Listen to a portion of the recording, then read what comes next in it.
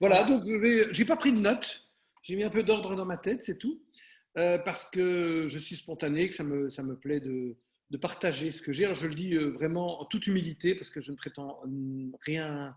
J'ai plein d'avis sur tout, mais je n'ai aucune certitude. Je pense que le jour où on a des certitudes, on est mort.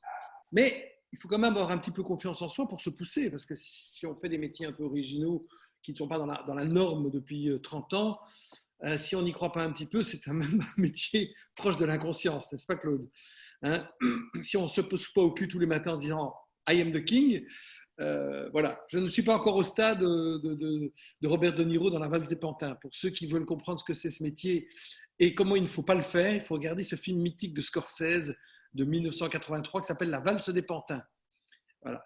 Alors moi, j'ai commencé déjà en étudiant. Quand j'étais étudiant, j'étais déjà sur scène à l'âge de 15 ans. Il y en a qui, pour avoir de l'argent de poche, faisaient des petits boulots dans des cafétérias, comme mon frère, qui lui étudiait l'économie. Et moi, à 15-16 ans, je gagnais des petits cachets. Je jouais dans mon club de tennis, un petit spectacle. J'allais dans les cabarets à Bruxelles. À l'époque, il n'y avait pas les cafés-théâtres, il y avait les cabarets. C'est pas la même chose. Et puis, très vite, j'ai commencé à faire de la radio. J'étais sur Top FM. C'était en 1989. Pour ceux qui ont connu Lucifer, qui aujourd'hui est le patron de BXFM. C'est lui qui avait inventé le phone café. Vous vous souvenez du phone café? Avec sa propre voix, où il dit les filles appellent les garçons appellent les filles, le phone café. Voilà. Donc, moi, j'ai commencé avec lui le dimanche soir. Ça s'appelait Top FM. Et là, j'étais imitateur. Et j'ai amené un personnage qui s'appelait Gonzague. Et il me disait, tu crois? Parce que bon, je ne le connaissais même pas, Gonzague. C'est-à-dire que je démarrais, je partais d'une feuille blanche et je voulais créer ce personnage. Je tâtonnais, je n'avais pas de public devant moi, je ne savais pas. Donc pendant quelques semaines, le soir, je faisais Gonzague. Est-ce que ça fait rire? Est-ce que ça fait pas rire? On recevait des petits coups de fil. Il y en a qui disaient continue, d'autres arrête. Et puis tout d'un coup, j'ai commencé à le faire sur scène. Et là, il s'est passé quelque chose d'hallucinant. C'est que dès 1990, l'année suivante, je l'ai fait sur scène.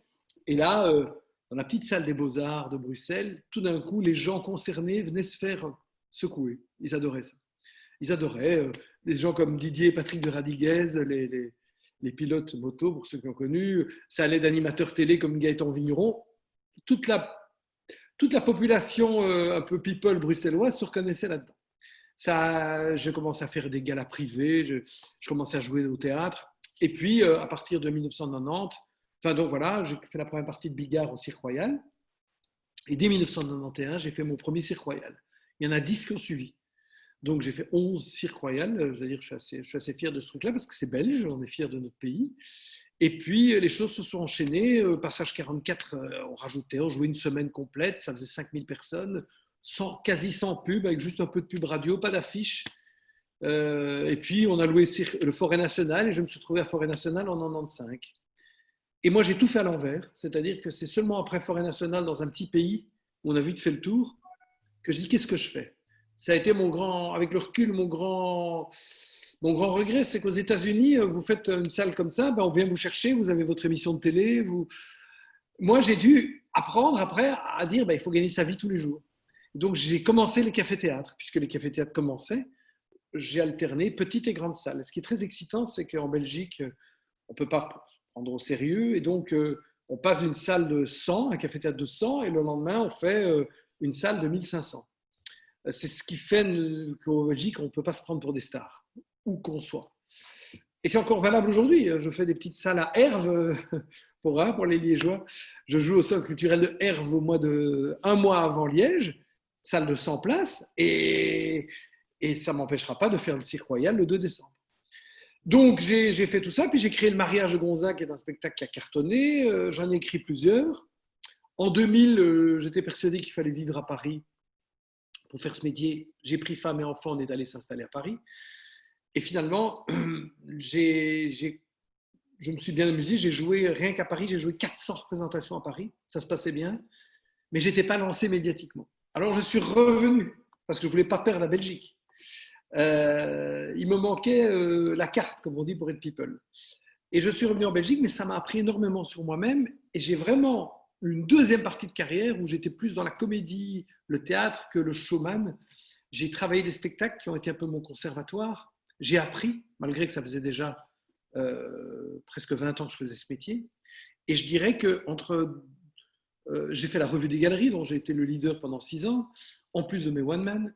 J'ai écrit des bouquins. Et donc, ça a été une période de laboratoire extraordinaire entre 2007, je dirais, et 2018. 10 ans où j'ai multiplié les expériences.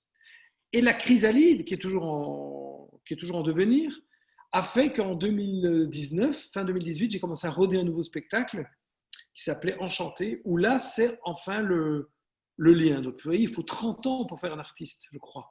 Et ceux qui ont la chance, comme des Pierre Palma, de réussir à 22 ans, ils ont du bol, mais il ne faut qu'une chose de leur art, c'est-à-dire un style. Mais si on est un showman, ben, il faut 30 ans pour faire le tour de sa propre question. Et donc, j'ai créé ce One Man début 2019 à l'Espace Mag. Et là, j'ai compris qu'il se passait quelque chose parce que ce spectacle était le lien de tout ce que je sais faire. Pourquoi c'est plus problématique chez moi que pour un autre? C'est que comme j'ai des origines très multiples, j'ai des accents multiples, j'ai ma famille qui est d'origine multiple, et donc me limiter à Gonzague ou me limiter à Jean-Claude Van Damme ou à du stand-up ou à de l'imitation, c'est pas possible. Je suis multiple. Et donc, ce spectacle, mis en scène toujours par Sam Touzani, je suis accompagné d'un musicien qui s'appelle Tom De Watt. Et ce spectacle, c'est vraiment c'est en tout cas une étape importante dans ma vie. Et donc, c'est un spectacle qui allie toutes les disciplines du spectacle, mais où je reviens à l'imitation, en tout cas comme partie émergente. Alors, la genèse de cette histoire, c'est que je jouais à Paris les lundis, mardis, il y a 3 ans. Je suis belge, mais ça ne se voit pas, qui est un spectacle dont je suis très fier, qui a été commis en scène par Pascal Légitimus et Sam Touzani. Et je rencontre Laurent Ruquier, que je connais, on se croise tous les 7-8 ans, on ne peut pas dire qu'on se voit souvent, mais Laurent est une vraie personne, une vraie, belle personne, intelligente et prévenante. Et Laurent me dit, mais tu imitais toi? Je dis, ah oui, oui, mais tu sais, j'ai un peu arrêté. Mais je t'imite dans mon spectacle. Il me dit, ah bon, tu imites peu de gens, mais tu m'imites. Je dis, oui. Et alors il me dit, mais pourquoi est-ce que tu ne reviens pas à l'imitation? Tu as une voix? Oui, je suis ténor. Mais vas-y. Je rentre à Bruxelles, j'en parle à Sam Touzani. Et Sam Touzani me dit, ça fait 10 ans que je t'explique que c'est ta force. Mais toi, tu veux absolument, tu as le complexe du comédien. Je dis, oui, moi j'ai vibré avec Guy Bedos, Pierre Desproges. J'adore la comédie, vraiment la pure comédie. Quand on voit Philippe Cobert sur scène, ça me parle. J'ai dit, je veux bien revenir à l'imitation à condition de garder ce que je sais faire de mieux de comédie. Et on a créé une sorte de road trip comme ça. C'est un voyage d'une famille qui part faire. On se retrouve à l'âge de 10 ans où je traverse l'Europe avec mes parents pour partir en vacances et on fait un aller-retour entre l'époque et aujourd'hui. Et je rencontre un tas de personnalités, de chanteurs. Ça me permet d'imiter toute ma famille, de faire des personnages et d'imiter un peu comme si on faisait un spectacle où j'étais entre Guy Bedos pour la partie parler, ou j'allais dire chez les plus modernes, Jérémy Ferrari, et la partie chant être plus proche de Véronique Dicker, par exemple. Donc c'est un style nouveau. Et mon musicien joue de 8 instruments. Et donc ce spectacle, c'est un peu la synthèse de 30 ans d'errement, mais de magnifiques errements, puisque j'ai fait plein de choses, je n'ai pas arrêté. Mais ce que je retiens de ça, c'est qu'il ne faut jamais regarder dans le rétroviseur. On peut de temps en temps, pour être fier de soi, parce qu'on ne peut pas se détester. Mais c'est important, tout ce qu'on a fait même de bien, de ne pas y penser tout le temps, parce que ça voudrait dire vivre dans le passé et penser qu'on est atteint quelque chose et qu'on est en vitesse de croisière. Et moi, je me lève tous les matins avec des challenges. Je ne vous raconte même pas les challenges que je me suis mis en place. Je ne peux pas tout dire, mais depuis que je suis dans ce confinement. Mais c'est comme si j'avais rien fait. C'est-à-dire que je commence tous les matins en me disant, c'est quoi ton but?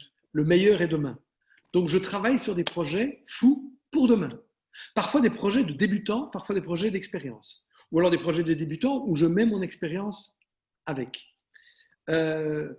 Parce que je pense qu'après ces 30 ans, il y a comme une synthèse qui s'est faite, et je l'avouais, depuis 4-5 ans, je le disais peut-être un peu trop, j'ai l'impression de débuter. Parce que j'ai senti que j'arrivais au bout de 25 ans à cette chrysalide, mais elle a mis 5 ans. Et là, enfin, après 30 ans, j'ai pu faire la synthèse de ce que je suis. Seulement après 30 ans. Et ce n'est pas forcément parce qu'on a eu du succès d'une manière mode à un moment qu'on était au meilleur. Moi, quand j'ai fait tu connais ce spectacle, et que j'ai fait le passage 44, où on a fait 5000 personnes en une semaine, complet, sans savoir ce qui m'arrivait. Je ne faisais même pas un filage avant de monter sur scène. Une italienne, je ne savais pas ce que c'était une italienne. J'arrivais avec mes angoisses sur scène, et le public et moi, on était en phase, et ça se passait très bien pour un garçon de 27 ans. C'était génial.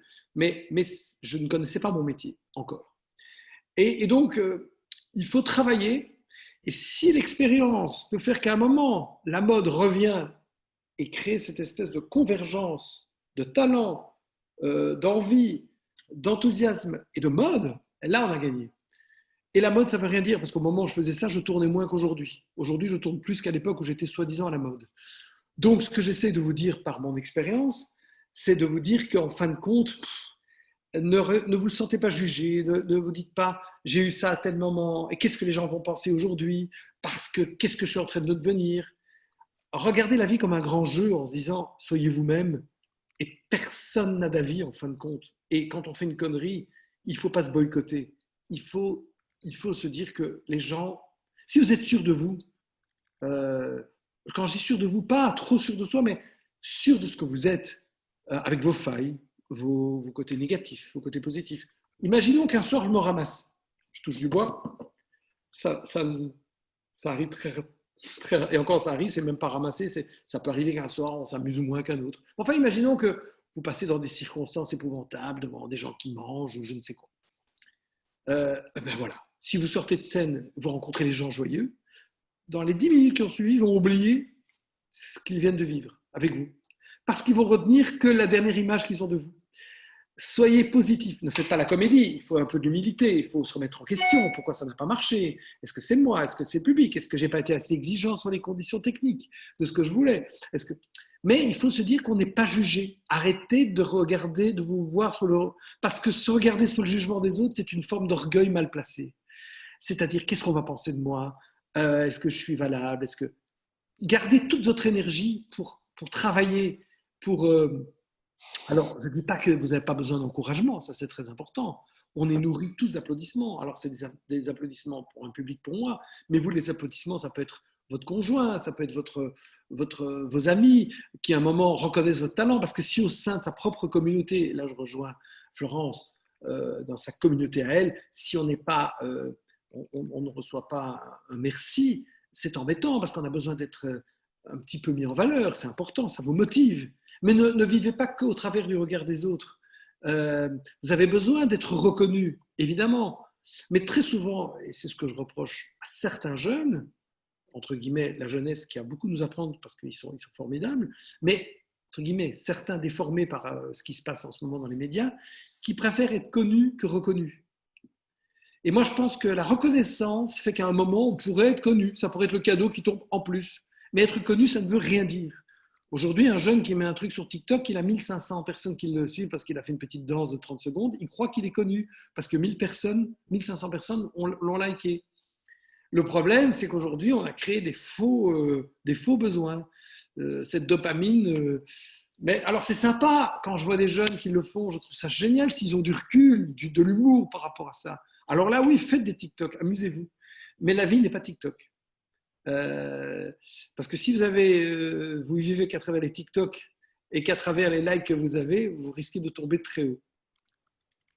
Voilà, donc moi je peux parler des heures, hein. Je suis un peu gêné parce qu'il n'y a personne qui m'interrompt, mais en même temps c'est le but. Mais après vous allez m'interrompre.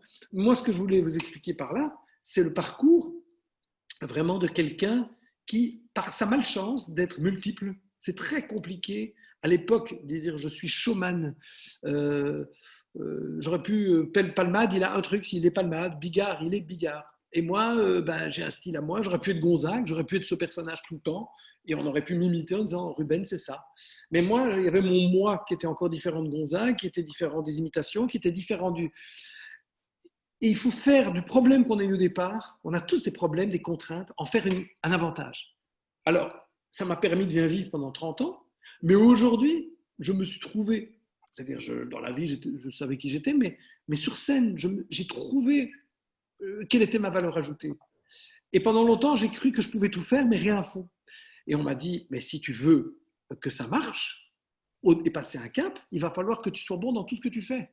Donc il ne faut pas s'étaler et se disperser. Mais se disperser ne veut pas dire qu'on puisse, si on a plusieurs talents, oui, on se disperse si on ne va pas à fond dans chaque talent.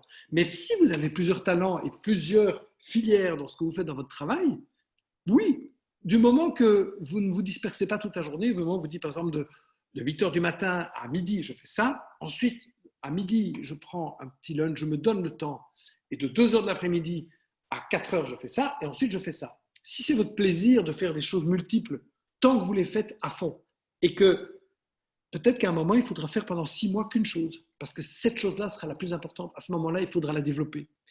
Donc, on peut travailler à différents niveaux à condition de ne pas se disperser. Et moi, maintenant, je ne me disperse plus. J'ai réuni, et ça me permet à des jours de passer parfois pendant un mois à faire qu'une chose. Mais surtout, garder les projets avec des priorités. C'est un peu comme si, voilà, il y a les cases ici. Il y en a qui sont arrivés, je ne voyais pas encore leur tête, mais ils étaient déjà là. Hop, et puis on parle à une personne. On ne se disperse pas parce qu'on lui parle vraiment en la regardant les yeux. Hop, et puis la deuxième arrive. Il faut, au moment où on fait quelque chose, se consacrer et pas écouter une personne à moitié. C'est la même chose dans votre travail. Au moment où vous êtes dans un truc, mais ça, on pourra en reparler, des notifications et des trucs qui nous viennent, à un moment, il va falloir se couper de tout ça parce qu'on va tous devenir fous. On est trop, on vit trop. Et là, ce que font notre gouvernement, je ne leur jette pas du tout la pierre, hein, c'est pas facile, mais plus que jamais, nous sommes dans une grande colonie de vacances qui m'effraie un petit peu, où il y a les réseaux sociaux, on donne son avis sur ce qu'on a vu, et il y a la chef de colonie, qui est notre première ministre, qui, elle, fait le job. Je ne suis pas en train de la juger, c'est bien, c'est pas bien. Et la chef de colonie dit, je vous donne rendez-vous à 17h. Et ça me faisait penser quand j'allais skier avec Robert Cato, je partais skier avec l'Athénée Cato. Et il y avait le chef de colonie qui, à 18h, faisait le rendez-vous en disant ben, aujourd'hui, on a perdu un bonnet. C'est à qui ce bonnet? Bon, alors toi, tu skis trop vite. Toi, tu n'as pas mangé à midi. Eh bien, la manière dont on est géré dans ce confinement, il faut aussi en tirer les leçons, c'est qu'il faut essayer de vivre pour soi. Et pour ses proches, ça peut être votre communauté ou le community, ça peut être. Ça, c'est une des choses où vous vous retrouvez, mais il faut aussi se retrouver pour soi, pour sa cellule personnelle, et ne pas vivre complètement au crochet des réseaux sociaux et de cette éventuelle nouvelle colonie de vacances que représenteraient ces rendez-vous multiples à la télévision. Ça peut apparaître abstrait, ça va durer qu'un temps, mais beaucoup d'entre nous aujourd'hui vivent un petit peu au crochet de ce qu'ils croient être un lien social. Très très attention à ça de ce monde virtuel, où tout d'un coup la chef scout serait Wilmès, et je ne lui jette pas la pierre parce qu'elle fait le job. Moi je ne suis pas en train de la critiquer. Et où nos amis ne seraient que virtuels sur les réseaux sociaux. Essayez de vivre pour vous, de vous organiser dans votre journée, de passer du temps. Dis-moi Florence si je m'éloigne de ce que je devais parler, parce que je ne veux pas m'éloigner de mon expérience. Hein. Là, je pars déjà dans le futur. C'est peut-être une question qu'on va me poser par après, ou qui va être les je veux peut-être. Alors peut-être que le je veux que je vais dire tout à l'heure, j'ai déjà bien précisément le sujet dont je vais vous parler, je ne voudrais pas le dévoiler maintenant. Dis-moi si je me trompe. Donc, voilà, moi, c'est mon expérience et je pense vraiment qu'encore aujourd'hui, je ne suis pas là où je voudrais parce que je pense que jusqu'à 80 ans, je vais chercher. Donc ne pensez jamais que vous allez trouver. Je pense que je suis passé un palier. J'ai passé plusieurs paliers. Claude, elle démarre dans le métier depuis 3 ans, c'est peu, 3 ans. Dis-toi, Claude, que ta place, tu vas la faire toute seule. Ne compte sur personne.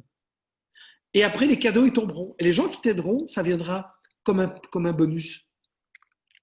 C'est comme moi, je fais comme si ce métier n'allait jamais redémarrer, comme si on ne pourra jamais remonter sur scène. C'est terrible.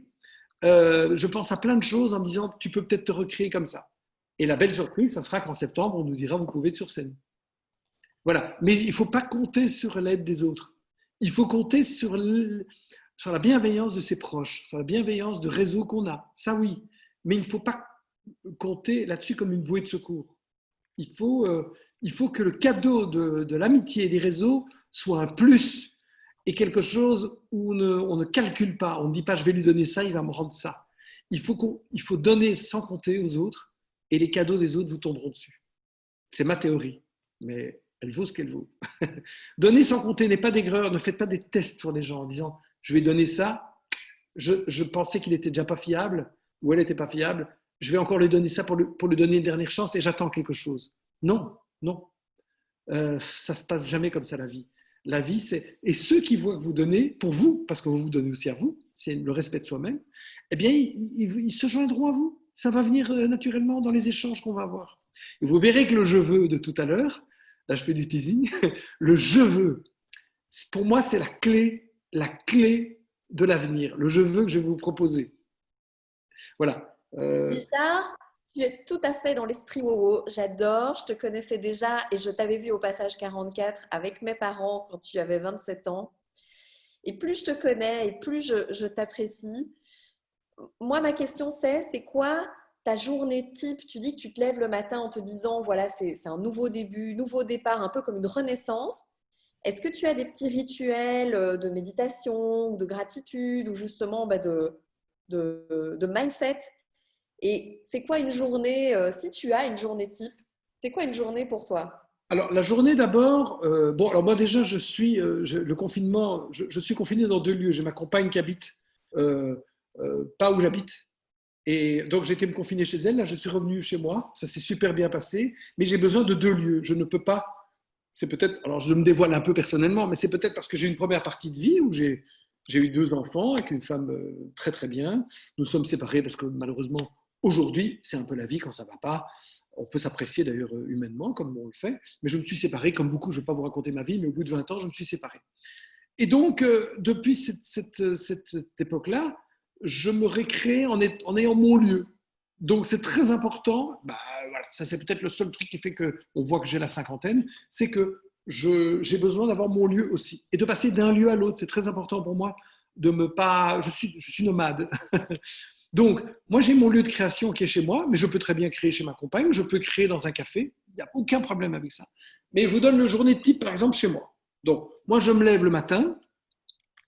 D'abord, c'est très, très important de se préparer sa tasse de café, de se faire plaisir, de faire cette action. Ça paraît bête, de se donner du plaisir à faire un bon café, de mettre par exemple la première, que je fais souvent, je mets, ou une autre radio, je mets, et voilà, l'erreur qu'on fait tous un petit peu, c'est qu'on va quand même un peu regarder ce qui s'est passé dans notre portable. Le problème, c'est que moi, je suis un fou de presse, donc mon Facebook se mélange à New York Times au soir et à Libération, par exemple.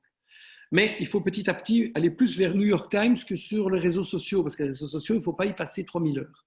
Ne soyez pas effrayés si vous voyez que vous avez passé 4 heures sur votre portable par jour, parce qu'aujourd'hui, le portable devient un lieu où on se parle comme nous. En ce moment, ça peut, là je suis sur mon Mac, mais ça pourrait être du portable. C'est un lieu où on va avoir les informations. C'est un lieu où on peut étudier un texte. Hein, Claude elle n'est plus là, Claude? Ah tiens, elle est là. Donc ça peut être notre portable sur lequel on étudie, mais les minutes s'accumulent. Hein, donc il ne faut pas jamais se flageller en disant je ne suis qu'une merde, j'ai passé 4 heures sur mon portable. Puisqu'on peut très bien étudier un texte pendant 2 heures, regarder la presse, parler à des gens importants, faire des téléconférences. Aujourd'hui, le portable, c'est un peu le petit sac magique de Félix le chat. Donc, pour en revenir à ma journée, pour ne pas digresser, donc, et tout de suite, je note, c'est la seule chose papier que je fais, je note sur mon agenda les choses à faire. Parce que sinon, on ne s'en sort pas. Même si vous croyez que vous les avez en tête, vous notez les choses à faire. Ce matin, je fais ça. Ensuite, je fais ça. Ensuite, je fais ça. Et je commence. Si à un moment, je vois que ça ne va pas et que je passe à autre chose, c'est pas grave. La journée peut permuter. Les journées ne se passent jamais comme elles étaient prévues.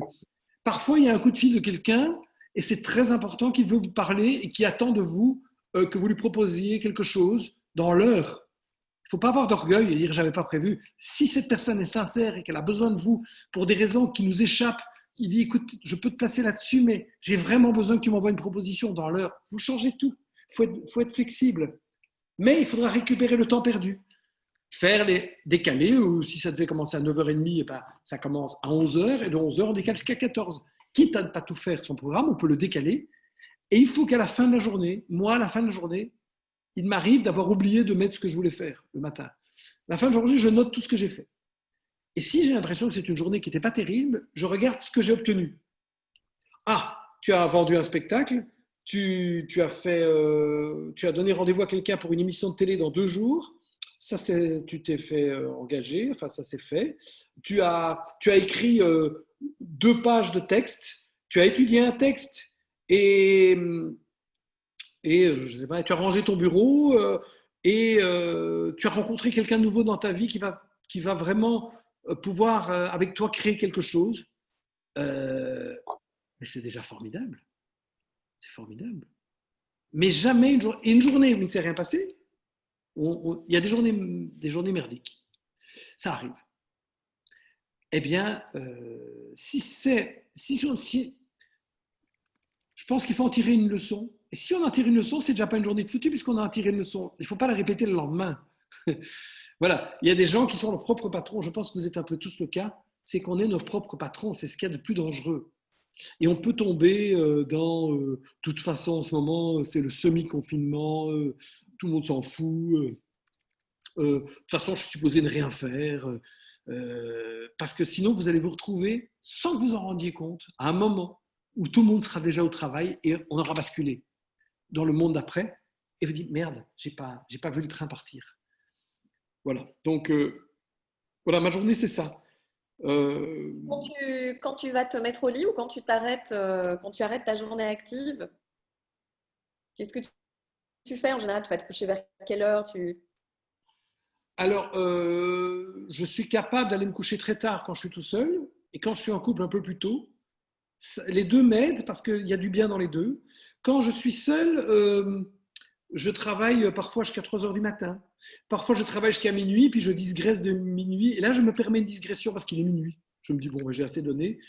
Et de minuit à 2, par exemple, je vais regarder toute la presse. Et comme à 2 heures du matin à New York, eh bien, il est 18 heures, il y a plein de choses qui sont passées dans la journée qui m'intéressent. Alors, je lis des articles. Je vous donne vraiment un exemple.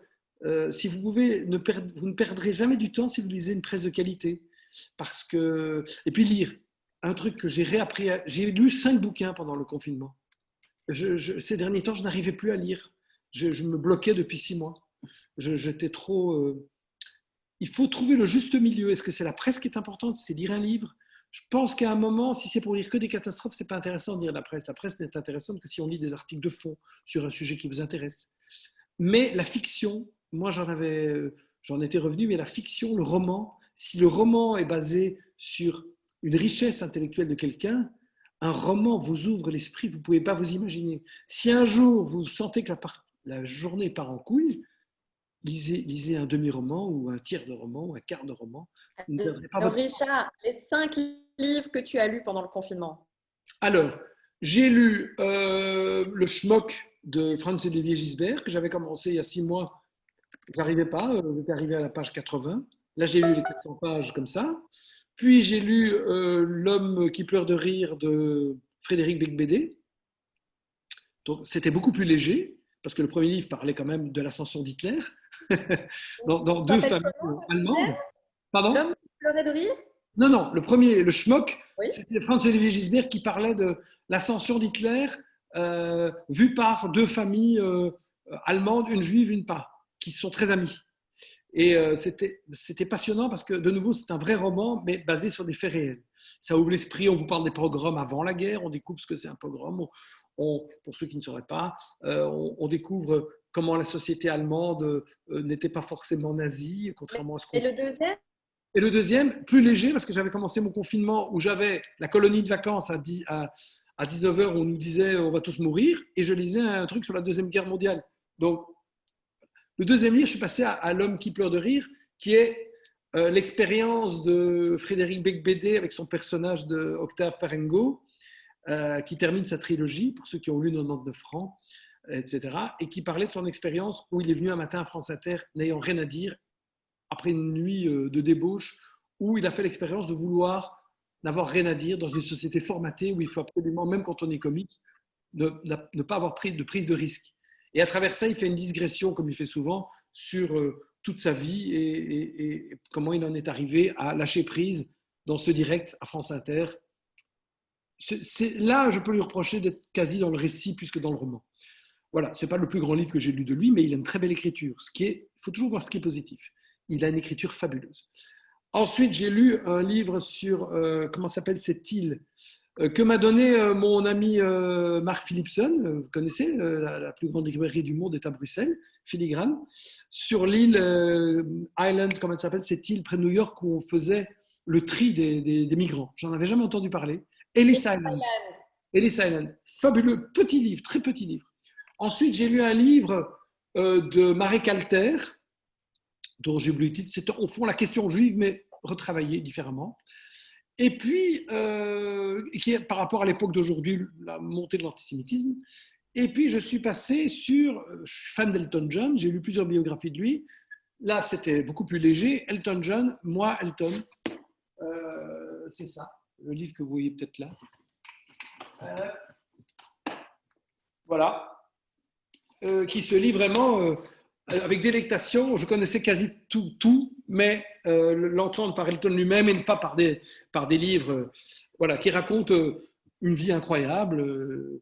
Et voilà. Et là, je pense que le prochain livre, je vais peut-être passer, et là, ça risque d'être dur, au livre de Fred Vargas, dont j'oublie le titre, que j'ai acheté, où elle nous raconte ce qui est en train de se tramer si on ne fait pas attention à nous dans les 5 ans qui viennent.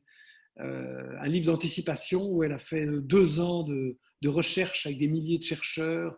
Elle a recoupé des documents. Voilà. Et dans le livre, d'après ce que j'avais entendu, elle nous racontait qu'il pourrait y avoir une pandémie d'ici 2024 si on ne faisait pas attention à nous. Elle a simplement, et tout le monde s'est foutu de sa gueule, elle a simplement été en avance de 2 ans. Voilà. Moi, j'aime passer des choses graves, documentaires, à des choses romancées. J'aimerais relire un Philippe Roth, peut-être après ça, un auteur que j'adore, auteur new-yorkais. Voilà. Excusez-moi, je parle beaucoup. Hein. Ah non, merci Richard, c'est un plaisir de t'entendre. Est-ce que du coup, il y a des questions pour Richard? Oui, Richard, je pense t'avoir vu il y a des années au Passage 44, mais je ne me souviens plus du spectacle. Oui, c'est pas grave.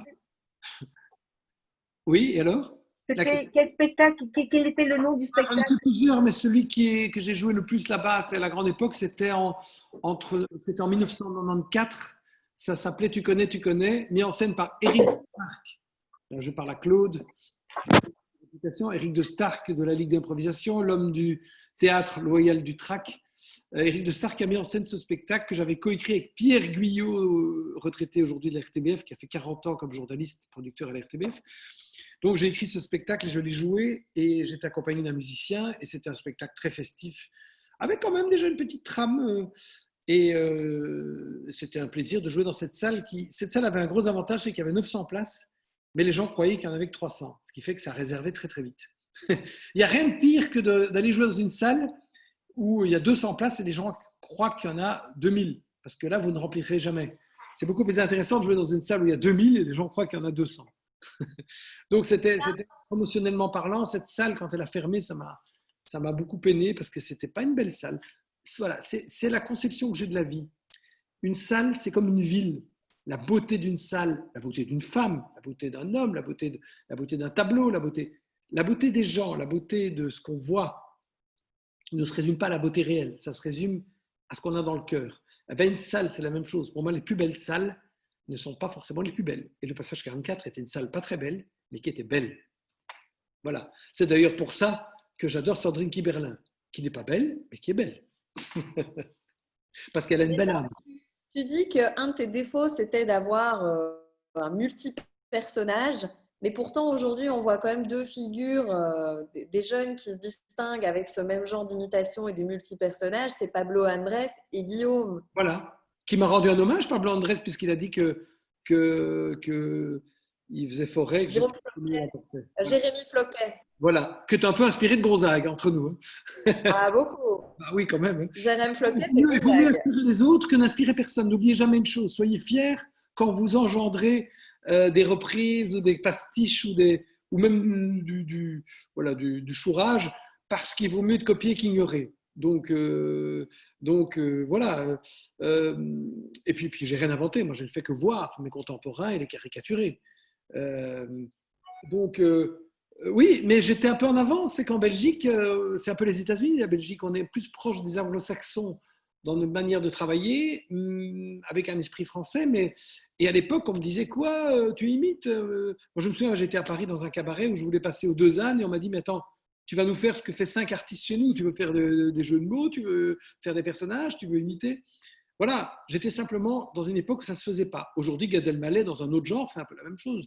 Lui, il joue du piano sur scène merveilleusement bien, il fait du stand-up, il fait des personnages. Lui aussi, il est multiple, avec un talent énorme. Après, on aime ou on n'aime pas chaque artiste, tout est personnel. Moi, par exemple, j'aime beaucoup un gars qui s'appelait Marc Jolivet, qu'on voit beaucoup moins maintenant, parce qu'il est pas loin de 70 ans. Et c'est plein de choses. Ça a été un des premiers à faire du vrai stand-up où il parlait de la géopolitique. Pour moi, le Guy Bedos et sa revue de presse, c'est un moment de délectation. Et Guy Bedos, dans son genre, est un vrai showman, même s'il est très théâtral. Et son fils Nicolas, c'est Guy Bedos 3.0, qui se recrée de plusieurs manières, réalisateur, chroniqueur, écrivain. Je pense qu'on peut être plein de choses à la fois, du moment qu'on est soi-même. Mais c'est vrai qu'il ne faut pas se disperser et qu'aujourd'hui, j'ai fait le lien enfin de tout.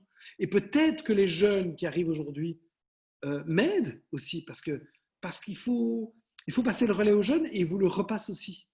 Moi, il y a plein de jeunes que j'aime bien dans ce métier, qui je vois des clins d'yeux. Par exemple, il y a un gars qui s'appelle Soum, vous pourriez l'interroger.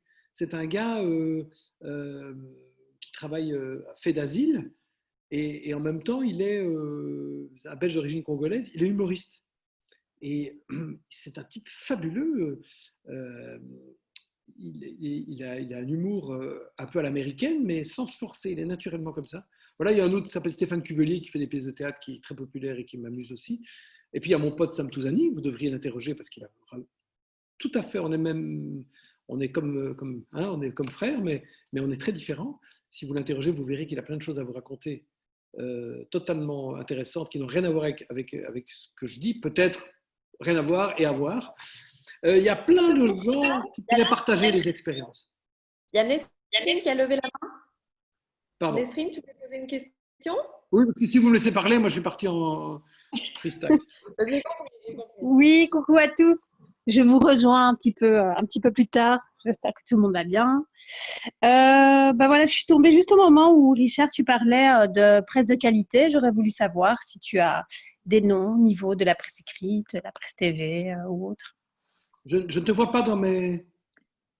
Oui, c'est qui? C'est Jasmine. Oui. D'accord. La presse de qualité, mais c'est tellement subjectif parce que Le Monde, pour moi, est un journal qui est assez bien. Le soir, on le critique beaucoup. Ça reste quand même le soir. Bon, c'est vrai que la Libre Belgique est moins catho aujourd'hui et elle a repris un peu le relais du soir. Elle est pas mal du tout, la Libre Belgique. Vraiment, vraiment. Pour ceux qui avaient des idées arrêtées, il ne faut jamais avoir des idées arrêtées sur rien. Mais moi, les journaux que j'aime le plus, c'est... j'aime beaucoup Le Soir, j'aime Libération et j'aime le New York Times. Je pense que c'est un panel assez large au niveau opinion. C'est du centre. Tout se situe autour du centre. Plutôt à gauche dans les idées et on vit dans un monde globalisé. Voilà. Moi, j'ai toujours dit que je suis un libéral de gauche, mais sans donner d'opinion, je n'appartiens à aucun parti. Mais voilà, j'ai des feelings. Et je trouve que le New York Times est un formidable antidote au Trumpisme. Oui, clairement. Je te remercie.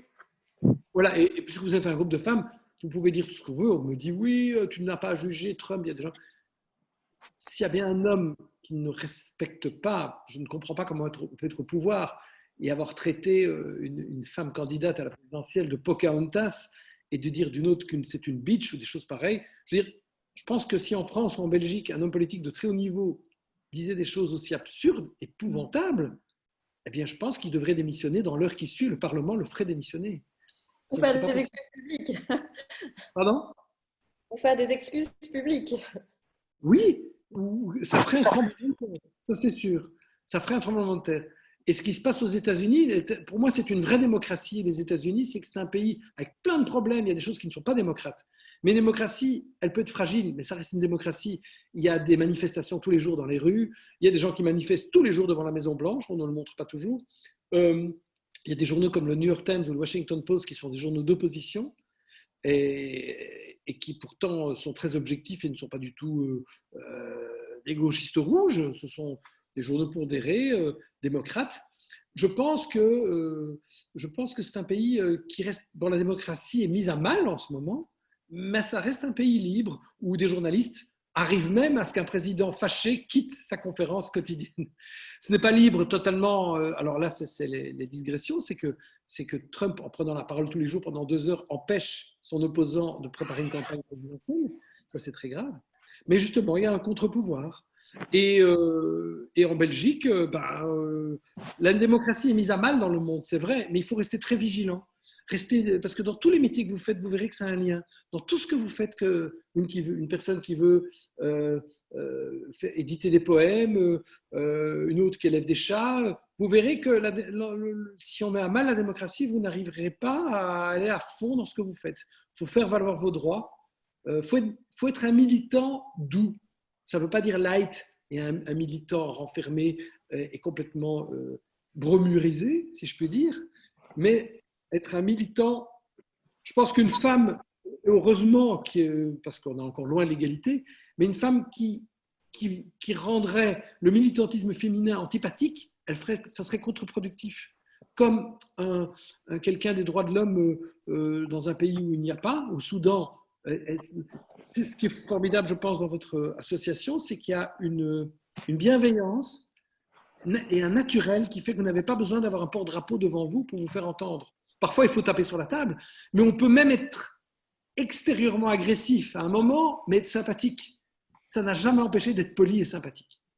Évidemment, Richard. On a une question de Claude. Claude François. Oui, Richard, je voudrais revenir 2 secondes sur les spectacles. En fait, est-ce que tu penses qu'encore aujourd'hui, il faut être dans une case, parce que j'entendais que tu disais que maintenant ton spectacle rassemble finalement tout ce que tu as pu expérimenter, ce qui fait partie de toi et toutes tes facettes. Et j'ai cette croyance, certainement fausse, que finalement, si on ne fait pas partie d'une case, en tous les cas facilement identifiable, c'est plus compliqué à vendre. Alors, il ne faut pas confondre moyen marketing. Par exemple, si tu estimes que si tu veux te faire connaître et que tu as une idée de chronique avec un personnage et que c'est par ça que tu vas te faire connaître, oui, il ne faut pas se disperser. Moi, je parlais du travail sur scène. Mais si tu as une idée promotionnelle ou que tu as un personnage, parce que tu as un spectacle multiple, mais que tu veux mettre en avant, qui va te permettre d'accéder à la notoriété, il ne faut pas confondre multiplicité de ce que l'on fait et marketing. Parce que si demain, tu as un personnage que tu mets en avant, ça ne t'empêchera pas d'en avoir d'autres sur scène. Tu vois ce que je veux dire? Oui.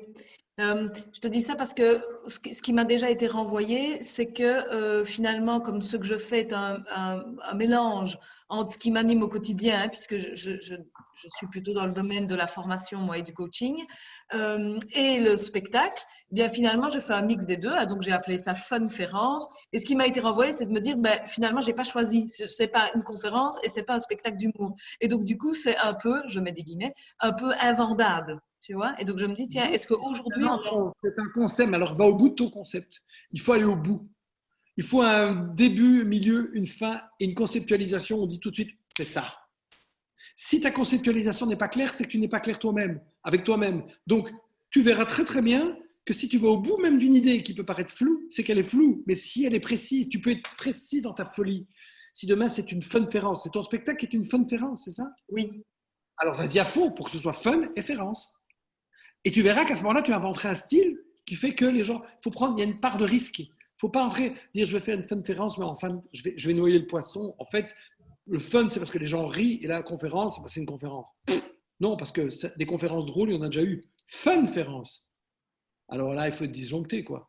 Je prends l'exemple de Pierre Hoquin, dont le personnage de Momo en Belgique à l'époque, ça lui a un petit peu toujours pas fait du tort, parce que Pierre Hoquin valait beaucoup plus que ça. Comme certains n'ont vu que Gonzague, et voilà. Eh bien, Pierre, il avait un spectacle qui s'appelait, je ne sais plus comment s'appelait le spectacle, où il faisait une présentation d'une saison théâtrale par un directeur de théâtre, complètement déjanté. Mais une présentation théâtrale, elle n'est rien de plus chiant. Il l'a fait complètement dingue.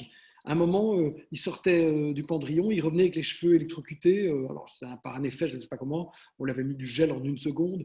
Il passait l'aspirateur sur scène. Enfin, il a été au bout de sa folie. Si toi, ça s'appelle Funférence, il faut, je dis n'importe quoi, Et pourquoi est-ce que les gens, en rentrant dans la salle, ne recevraient pas déjà, je ne sais pas moi, un objet ou qu'on les engueule parce qu'ils sont mal assis.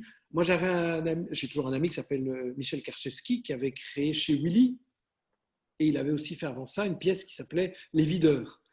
Et Les Videurs, ça se passait au Bois de la Cambre, au Théâtre de Poche. Ils étaient 3 sur scène. Et c'était une pièce anglaise à l'époque, c'était révolutionnaire, qui était une boîte de nuit. La pièce se passait dans un univers de 3 gardes du corps de boîte de nuit. Et ils accueillaient les gens avec une batte de baseball, eux-mêmes, à la sortie. Tout est permis dans le spectacle. Il y a des conventions à respecter, mais tout est permis. Il n'y a pas de limite. Dario Fo, il plaçait les gens lui-même. Dario Fo, prix Nobel de littérature. Il plaçait les gens lui-même. Et puis à un moment, il était microphoné, monté sur scène, sans qu'on s'en rende compte. Si on va dans une idée, il faut aller au bout. Et là, ça devient une norme parce que, quelque part, même si c'est fou, ça suit une norme. On suit sa propre norme. Ça veut dire qu'il y a une cohérence. Pour ça, je t'amène à travailler la dramaturgie de tes spectacles. Travaille avec un metteur en scène qui ne t'étouffe pas, qui soit ton double. C'est très important d'avoir quelqu'un à qui faire confiance. Et on n'est pas obligé de tout accepter, il fait des propositions. Mais quelqu'un, on se dire, si on sait qu'il a compris qui j'étais et que j'ai trouvé mon Pygmalion, la personne qui me comprenne, j'irai au bout du travail avec cette personne-là qui me dira ce que je t'ai t'expliquer, n'attends pas 3 mois pour dire oui, dis oui dans la demi-heure. Après, essaye. Et si ça ne te convient pas, dis non, ça ne me convient pas. Si on n'a pas trouvé le metteur en scène, ce sera le double, c'est difficile. On a Dominique Vandenberg qui veut réagir. Dominique ? Oui. Dominique, on t'entend. Ah, on ne t'entend pas. M'entends ? Oui. Comment ? Voilà. Moi, je voulais réagir parce que ça me parle énormément, bien que n'étant pas du tout dans le milieu artistique, avec l'idée de case, en fait. Donc, moi, j'ai quitté une grosse société où je travaillais, c'était GSK, en me disant, ben voilà, je fais une nouvelle vie. Et je me rends compte de 2 choses. La première, c'est quand je décris ce que je veux faire, les gens essayent toujours de vous mettre dans des cases. Et donc, c'est archi compliqué. Donc, on me propose des consultants, mais finalement qui ne correspondent pas à ce que je veux, mais je n'arrive pas à exprimer. Donc, c'est très difficile. Alors là, je te renverrai l'appareil en te disant, il paraît qu'on crée tous ces problèmes soi-même. Il paraît qu'on est maître vraiment de notre vie. Et quand on dit personne ne veut de moi ou personne ne veut travailler avec moi, eh bien, c'est que toi, tu n'es pas clair si eux ne te voient pas comme ça. C'est-à-dire qu'il faut que toi, si toi-même, tu ne sais pas ce que tu veux, même si c'est multiple, tu veux dire, moi, ce que je veux, c'est par exemple être coach dans tel domaine et par mon expérience de ceci, cela, je vous amènerai ça. Il faut trouver une porte d'entrée dans ce qu'on fait parce qu'on ne peut pas arriver aux gens et dire je fais ça. Je crée une société de croque-monsieur par correspondance et en même temps, on peut venir se plaindre à moi sur la manière de travailler. Je coach les gens et en même temps, je garde les chiens entre 18 et 20 heures. Oui, on peut faire tout ça, mais il faut pouvoir, au moment où on se présente, ne parler que d'une chose. Parce que moi-même, mon spectacle multiple, c'est une chose. C'est un spectacle multiple, mais c'est une chose. Je ne vais pas leur dire que je suis en train d'écrire un livre parce que mon message va être brouillé. Il ne faut pas brouiller le message. Dis-moi si je me trompe, Florence. Il ne faut pas brouiller le message. Entièrement d'accord. Moi, je viens du monde marketing et en marketing, on dit keep it stupid and simple ou keep it smart and simple. Et bon, je rebondis sur ce que Claude disait. Il y a beaucoup de gens qui disent de Claude qu'elle est humoriste. Pour moi, c'est le client qui décide. Donc, si les gens disent que Claude est humoriste, mais qu'elle fait une funférence, c'est-à-dire qui est un peu différente de ce que les autres humoristes proposent, ben c'est OK. Mais donc, Dominique, je pense que plus tu vas être clair dans ta proposition de valeur, plus tu vas être clair dans ce que tu es avec tes valeurs, et plus aussi la réponse va être claire, quoi. Mais attends, je voulais juste terminer parce que c'est vrai que tant que j'ai voulu rentrer dans ces cases qui sont logiques pour les gens, etc., je sentais que je n'avais pas d'âme et que ça ne percutait pas. Et puis, j'ai accepté mon côté multiple et j'aime beaucoup ce que Richard disait. Par contre, on peut être multiple, mais qu'il faut faire chaque chose bien. Et donc maintenant, je suis en train de lancer un projet où ça lance, mais ma passion pour le coaching, la psychologie positive, mais le côté léger, etc.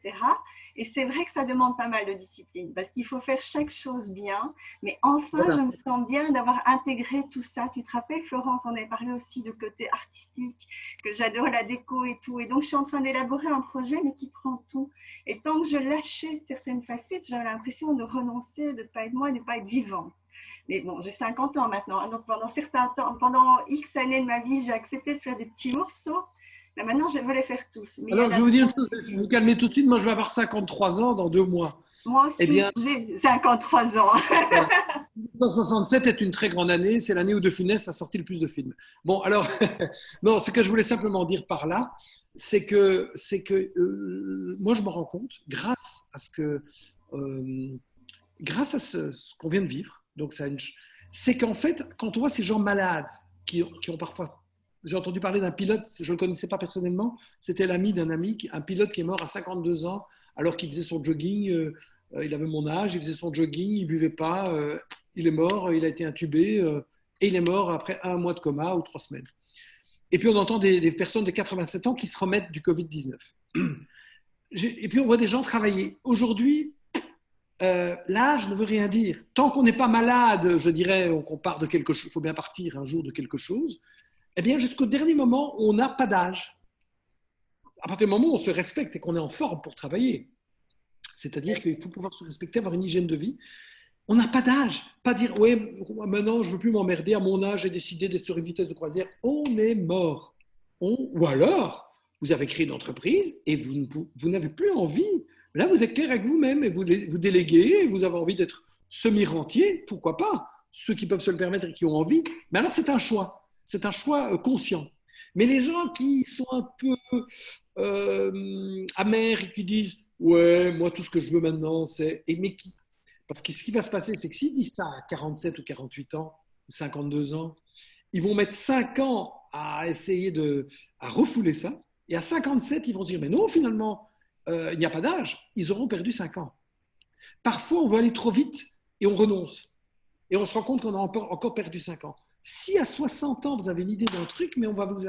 Si quelqu'un veut faire du one man à 58 ans et qu'il est en forme, ça peut être ça soit un truc marketing, le premier vieux qui fait du one man. Est-ce que celui qui est coach à 63 ans, oui, je suis le premier, j'ai une enveloppe de vieux, mais à l'intérieur, pas je suis jeune parce qu'il ne faut pas mentir, mais j'ai une espèce d'énergie. En fait, tout existe, tout existe. Il faut bien se dire qu'aujourd'hui, c'est fini, on n'a plus d'âge. L'espérance de vie, c'est un truc virtuel. On meurt peut-être moyenne d'expérience de vie de 80 ans, mais aujourd'hui, le père de Michael Douglas, il est mort à 104 ans, et il y a des gens de 30 ans qui ont un foie, et leur espérance de vie est de 10 ans. Donc, réveillez-vous le matin en disant, je commence, je suis qu'au début. Et on se souvient tous de Skateman dans les années 90, qui était quand même rappeur, plus de 60 ans, qui avait lancé sa carrière à 60 ans. Donc, effectivement, voilà. C'est ça. Hein, ouais. Voilà. Donc, ce que je veux dire, c'est que, par contre, il ne faut pas jouer au faux jeune. Ça, c'est ce qui est pire. Alors, il y a Muriel Inc. qui a une question pour nous. Muriel. Micro, voilà, vous m'entendez? On t'entend. Oui. Voilà. Donc, moi, je voulais te demander, Richard, alors que tu es sûr du feu qui t'anime, de ce que tu es, ce que tu veux être et tout, je voulais te demander, quand tu as, surtout le moment où tu t'es retrouvé seul, je parle dans ta vie privée, au creux de la Var, je suppose que tu as dû sûrement vivre ça plus d'une fois, des doutes, des découragements. Qu'est-ce qui te relevait, enfin, qu'est-ce qui te remotivait, qu'est-ce qui te réanimait au fond? Alors, moi, je vais vous dire une chose, j'ai tout fait à l'envers. J'ai été voir un psy il y a 1 an, parce que tout le monde me disait, c'est très bien, ça va t'aider, alors que j'allais pas trop mal. Je lui dis, oui, mais maintenant que je suis au début de quelque chose de nouveau qui m'a... Et au bout de 3 séances, un type génial, hein, vraiment très efficace, ça n'apportait rien. Et en fait, on fonctionne tous différemment. Je ne dis pas qu'un jour je ne consulterai pas, mais pour l'instant, je n'en ressens pas le besoin. En fait, moi, je fais de l'autosuggestion. C'est-à-dire que je me parle énormément à moi-même, pas forcément, pas à voix haute, hein, mais je parle à l'intérieur. constamment, je ne fais pas la méthode Coué, au contraire, je me connais, j'accepte tous mes défauts, j'accepte tous mes échecs et j'essaye de me dire qu'est-ce que tu pourrais éviter ça. Non, tu as traîné aujourd'hui, travaille maintenant, il te reste 4 heures. Ne te lamente pas sur les 3 heures que tu as perdues, il t'en reste 4. Je ne suis pas parfait, moi tous les jours je fais des erreurs. Tous les jours j'ai des déconvenus, tous les jours. Personne n'a une journée parfaite. Même Elon Musk, il a des journées de merde parfois. Preuve, c'est qu'il a donné un prénom ridicule à son fils. Pour moi, c'est une énorme erreur. C'est quoi le prénom ridicule qu'Elon Musk a donné? Donc, c'est le patron de Tesla. Hein. Mais oui, il a donné un prénom ridicule. Il ne se rend pas compte que le prénom ridicule qu'il a donné, s'il n'en change pas, eh bien, les gens appelleront son fils par ce prénom et donc ça va diriger la personnalité de son fils. D'entendre. C'est quoi le prénom? C'est genre DH2, 3, 4, enfin un truc, je ne sais plus. Regardez sur Google tout de suite. En même temps, je n'ai pas le jugé. Donc, il a les mêmes problèmes que toi, Muriel, hein, Musk, quand il se réveille le matin. Bon, ce que je voulais simplement te dire, c'est que moi, j'ai eu. Et ça, d'abord, tu parlais de creux, mais on a tous les jours des creux. Tous les jours, on est dans le creux de quelque chose, de quelqu'un qui n'a pas entendu parler de toi parce qu'il est passé à travers toutes les gouttes et il ne savait pas que tu existais. Ben oui, si on ne regarde plus la télé, si on ne va pas sur Internet, si on peut passer à côté de tout, si on ne voit pas tes affiches en rue, c'est très rare. C'est quoi être connu d'abord? Comme je disais, il vaut mieux être reconnu. Alors les creux, est-ce qu'il vaut mieux un creux où je joue plus qu'à l'époque où j'étais à la mode et je jouais moins? Parce qu'une fois que j'avais fait le passage 44, 5 soirs, on me disait « Ah oui, mais toi, tu es trop bruxellois ». C'était une vision de l'esprit, parce qu'à l'époque, les gens étaient très cloisonnés. Aujourd'hui, je joue plus à Charleroi ou à Liège qu'à Bruxelles. Donc, ce que je veux simplement dire, c'est qu'on n'est jamais que dans le creux, dans l'esprit des autres. Ce qu'il faut important, c'est son propre creux, savoir si vraiment on est dans le creux artistiquement ou professionnellement, en disant « Je ne suis pas en phase ». Oui, ça, c'est important. Eh bien, il faut y remédier. Et moi, je ne sais pas si c'est vous, maintenant, quand je me réveille le matin et que je vois le soleil, je le vois différemment. Est-ce que c'est... On parle des gens qui ont perdu le goût, qui attrapent le Covid. Mais moi, je crois qu'on avait tous perdu le goût et qu'on était tous atteints d'une sorte de Covid. En fait, on renaît tous. Vous vous êtes pas étonné quand vous sentez une plante en rue? Moi, quand je fais mon jogging, je suis étonné de voir que la nature n'a pas bougé parce que ce Covid, on ne le voit pas. Donc, quand on court tout seul, il n'y a plus de maladie. Elle n'existe pas, en fait. À ce moment-là, on a l'illusion qu'elle n'existe pas puisqu'elle ne s'attaque qu'au rapport entre les humains. Donc, quand vous courez, vous regardez la nature. Moi, j'ai senti du lilas, il n'a jamais senti aussi bon. Ben, rien que ça. Mais voilà, rien que ça, mais c'est extraordinaire. Et malheureusement, je pense que les réseaux sociaux et tout ce qui nous bouffe toute la journée est en train de nous enlever le goût du lilas. Tu es dans la pleine conscience, en fait, Richard. Mais je suis là à vous dire, mais je n'applique pas tout. Hein. Je fais des erreurs, parfois je passe trop de temps. Donc, je fais mon mea culpa tous les jours. Tous les jours. Et c'est là que je vous dis qu'un psy, avec moi, il s'emmerde parce que j'ai déjà travaillé sur moi tout ce truc en disant je suis qu'une merde parfois.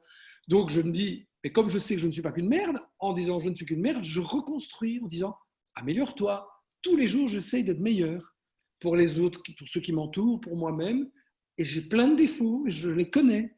Mais il vaut mieux les connaître, les avouer, que de... Et quand tu disais, Muriel, qu'est-ce que tu as fait? Tous les matins, je me réveille en me disant, bon, j'espère que ça va... Il y a des journées qui partent en couille parce qu'on n'a été pas du tout actif entre, par exemple, 10h et 13h. Il faut savoir, je ne sais pas si vous avez remarqué pendant ce confinement, à partir de 13h, ça file. J'ai jamais vu on a vécu quelque chose où on avait l'impression qu'on ne foutait pas grand-chose et les journées n'ont jamais passé aussi vite. C'était assez paradoxal. Peut-être qu'on travaillait plus qu'on imagine parce qu'on s'est donné quand même des objectifs tous les jours. Mais Muriel, rien n'est définitif, on peut changer en une seconde. De toute façon, le film Le jour sans fin nous montre bien qu'on peut changer ça. Que la journée n'est pas un jour sans fin où c'est toujours la même journée. Il suffit de changer, de ne pas absolument ouvrir son portable quand on se lève, mais peut-être d'abord, ça paraît con, d'abord faire son café, écrire le projet qu'on a pour sa journée et peut-être après regarder si on a des messages.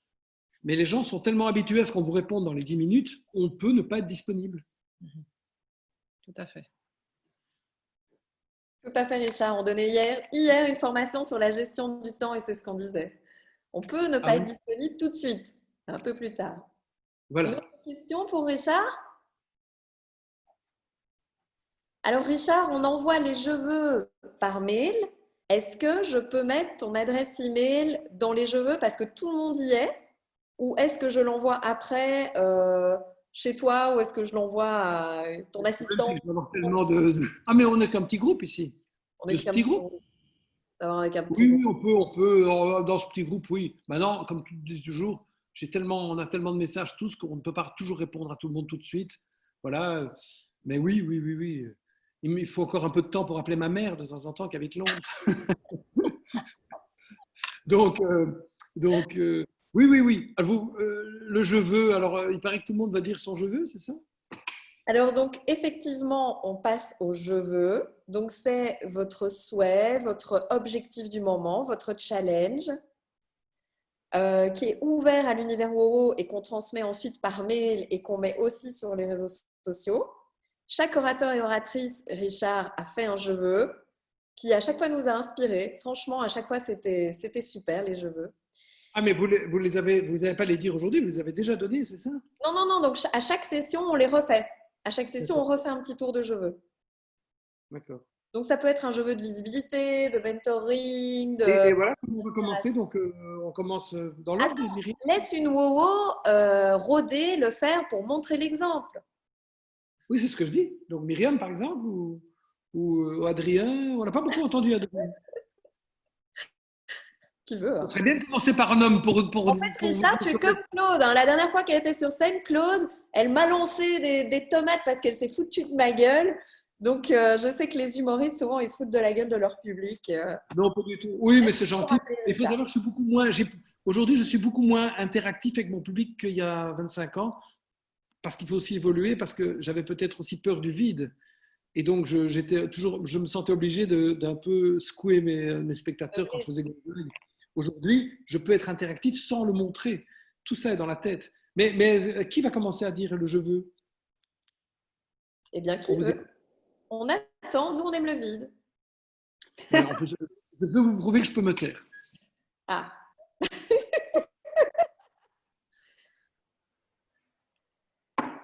Yes. Voilà. Je peux commencer ou il y a quelqu'un? Non, c'est bon? Ok, Vas-y. je suis, voilà, moi c'est Myriam et en fait, je veux un retour parce que je viens de voir qu'il y a une annonce pour une bourse d'écriture pour le théâtre du Rideau et donc je vais faire toute ma démarche pour lancer mon projet théâtral et je voudrais avoir un retour sur mon, comment on appelle ça? J'ai oublié le nom, c'est… Allez, ça va me revenir, c'est pas vrai. Quand on fait un dossier de présentation d'un spectacle, on doit faire une note d'intention. Voilà, c'est ça. Je voudrais un retour sur ma note d'intention sur le spectacle. Et là, je voulais te dire merci beaucoup, Richard, parce que tu es vraiment une bouffée d'oxygène aujourd'hui. Et j'ai l'impression que je vibre à 3000 pieds. Et c'est juste sensationnel parce que ça remet plein de choses au clair dans ma vie.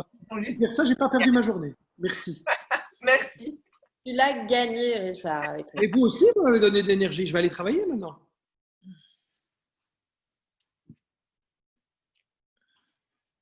Il y a quelqu'un qui a un je veux? Je pensais que tu allais nous prouver que tu pouvais te taire. Je vais prendre le relais.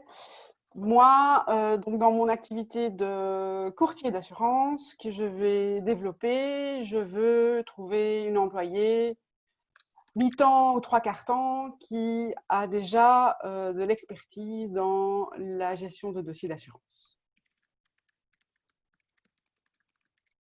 Et évidemment, qui partage mes valeurs.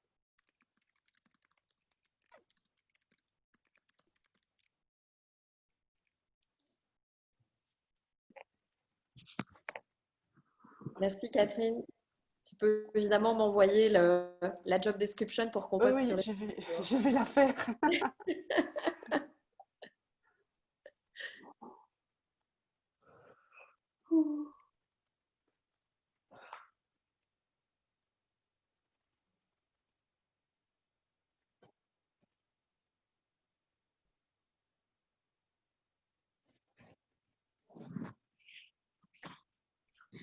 Je vais parler. Alors, merci Richard. C'est vrai qu'il n'y a pas d'âge pour faire plein de choses dans la vie parce que j'ai 68 ans. J'ai une énergie incroyable. Je suis enthousiaste. Je me réveille chaque matin en me disant, waouh, quelle belle journée je vais avoir devant moi. Qu'est-ce que je vais découvrir? Qu'est-ce que je vais faire? Qui je vais rencontrer? Voilà. Donc voilà, c'est ça. Donc tout ce que tu as dit là, cette heure qui vient de se passer, moi, ça m'a vraiment beaucoup parlé. Vraiment. Donc je te remercie vraiment. Ça, voilà, ça me fait vraiment vibrer. Déjà. Alors, pour revenir un peu à ce que je fais, bon, tout le monde sait, bon, je suis une ex-infirmière, je suis dans le bien-être, etc. Donc, je fais découvrir des solutions alternatives. Mais pendant ce confinement, j'ai découvert quelque chose de fantastique pour moi. C'est-à-dire que, et Florent, je ne sais pas si toi tu es au courant, c'est-à-dire que j'ai découvert une plateforme avec des coachs internationaux. J'en ai parlé à Gilles Burnick et il va intégrer la plateforme. Est-ce qu'il t'en a parlé? Non! Voilà. C'est génial, ça! Donc, la Belgique va être représentée sur cette plateforme de coachs internationaux, sont tous des coachs qui sont dans l'excellence. Ça s'appelle comment?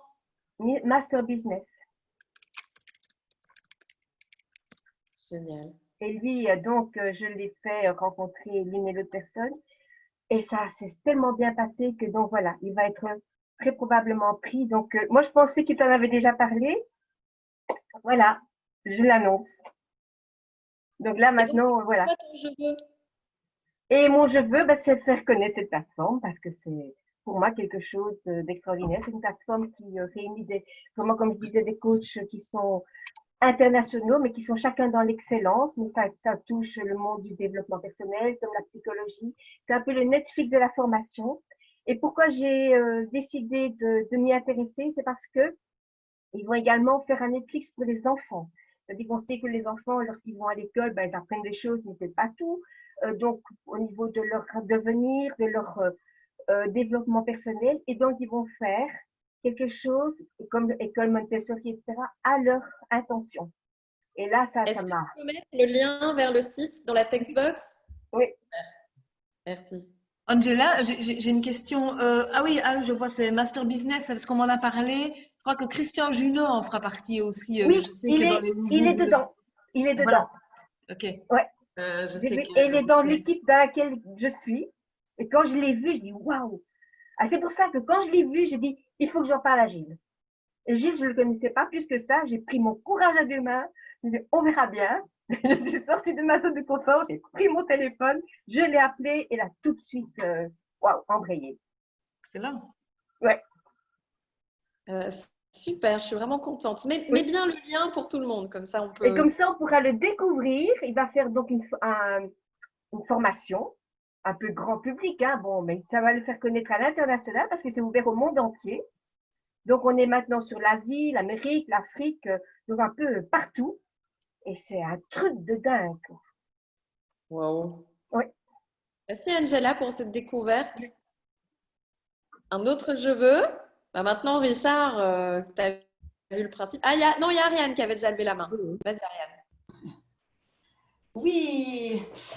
Alors, je commence à m'y habituer, même si ma maman m'a dit que je ne pouvais pas dire je veux, mais voilà.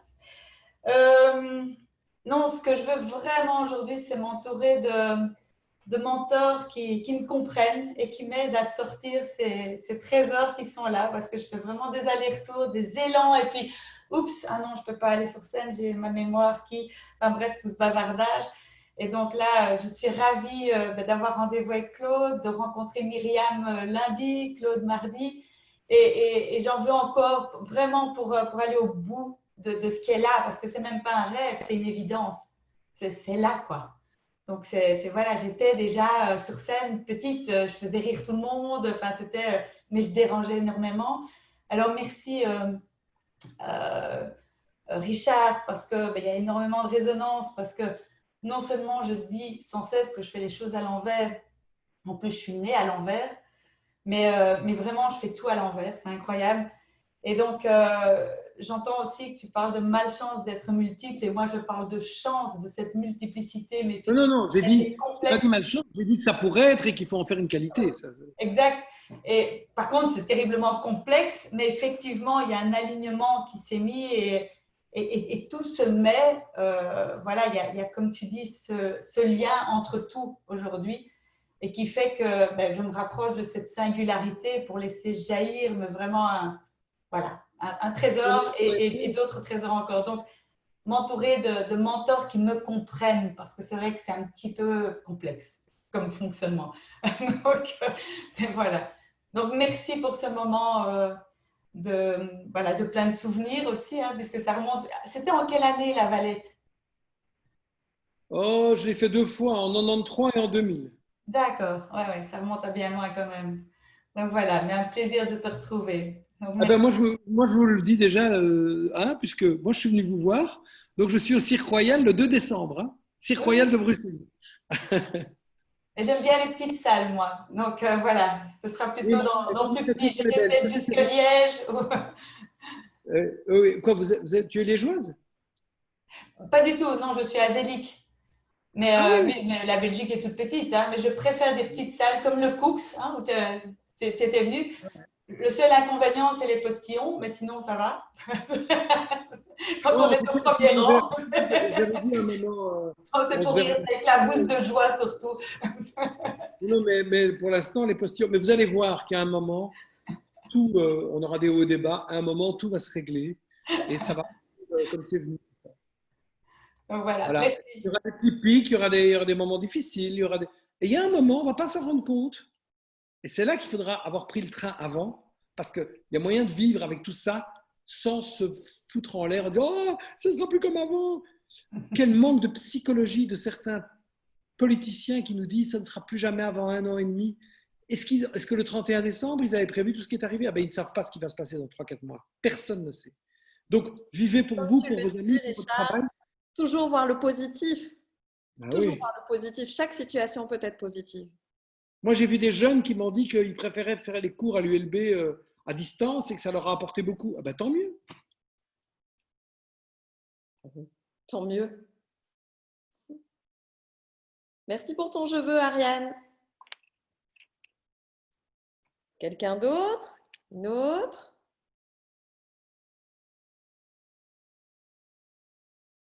Alors?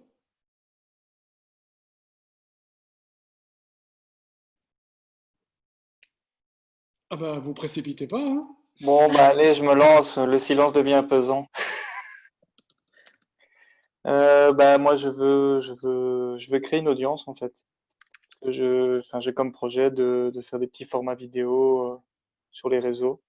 Voilà, parce que je fais déjà du théâtre et ce que ton message me parle beaucoup, Richard, parce que je m'intéresse à tellement de domaines, le sport, notamment, voilà, je suis personal trainer, la nutrition, le développement personnel, que ce soit même l'investissement immobilier, les relations sociales, enfin, beaucoup de choses sur lesquelles je m'intéresse et on va dire c'est le format sur lequel en fait je pourrais rassembler tout et parler de tout. Donc Du coup, voilà.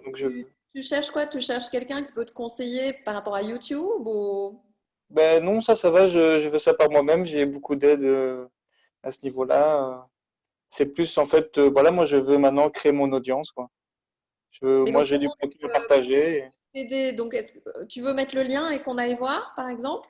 Ben je l'ai pas encore, non, je suis en train de le faire en fait. Myriam m'aide un petit peu, voilà, donc et non, moi, je veux créer, voilà, je suis en train de créer ça et je veux, voilà.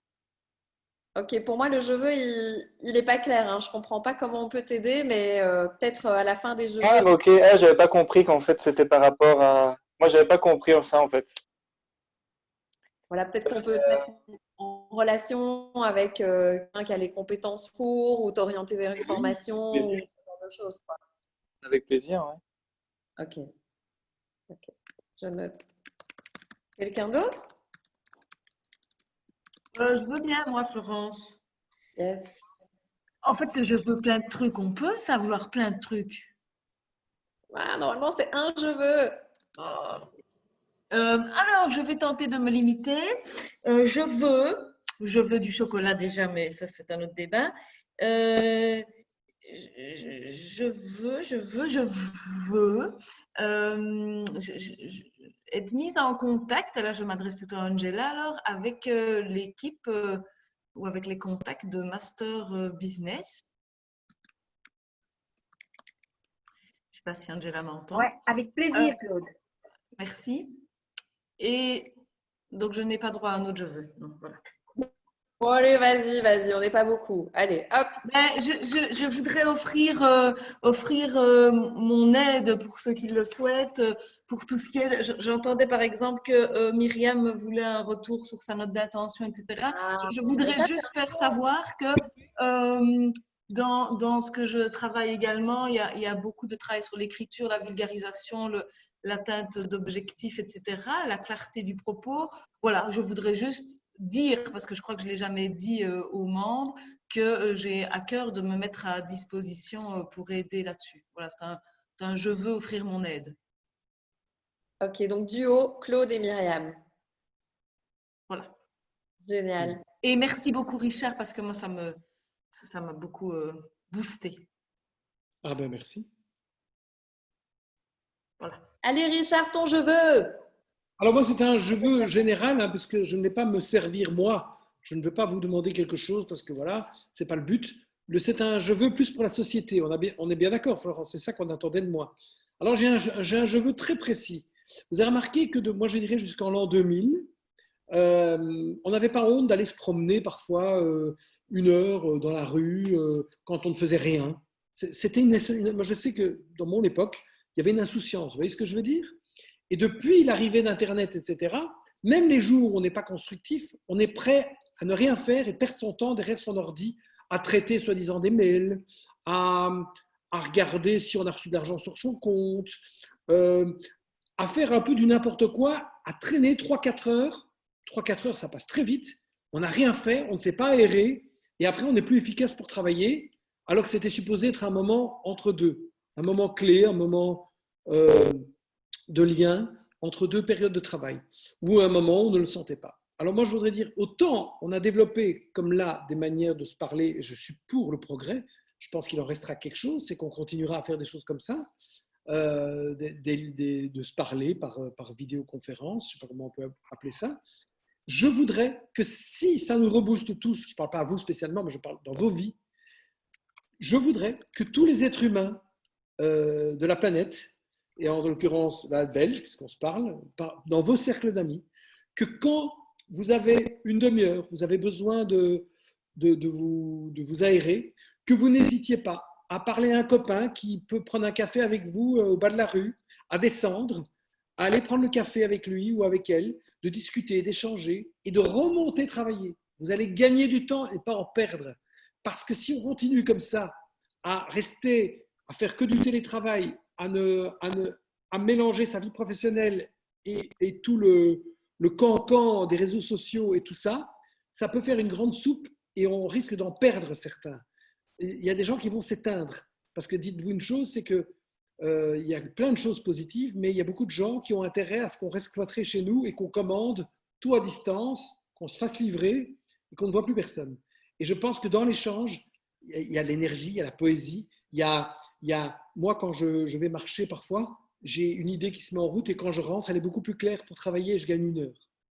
N'hésitez pas, pour vous-même, seul ou rencontrer les autres, à sortir de chez vous, même une demi-heure, même 20 minutes, à échanger ou à vous promener tout seul, à vous refaire une santé mentale. C'est très important de continuer à participer au tissu extérieur de la vie. Voilà, à avoir une vie sociale. Ça, c'est mon je veux. Sortez de chez vous. Je ne sais pas si ça te parle. Est-ce que ça te parle, Florence? Oui, merci beaucoup, Richard. Ouais. Est-ce que tu es d'accord avec nous? Tu vois ce que je veux dire? Entièrement d'accord. Je vois tout à fait ce que tu veux dire. Ouais. Voilà. Ce sera mon petit mot de la fin. Un autre je veux? À moi? Non, attends. Tu veux faire comme Claude? Tu veux je veux? Moi, je veux bien. Mais voilà, là, c'est difficile parce que je m'avance.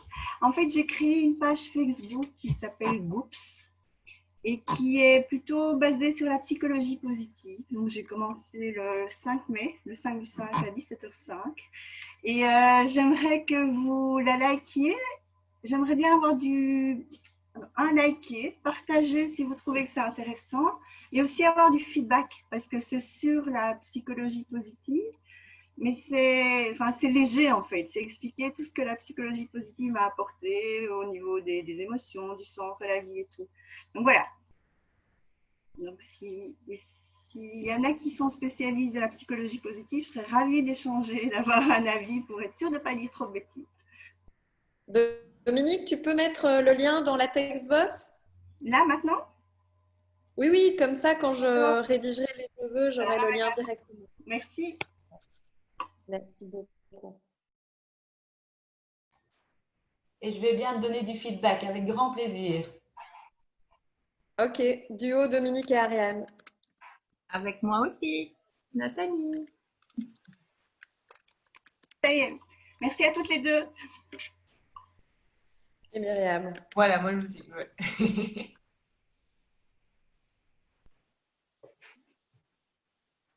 Encore un je veux. Moi aussi, hein. C'est trop plaisir. Si je peux me radoter. Super.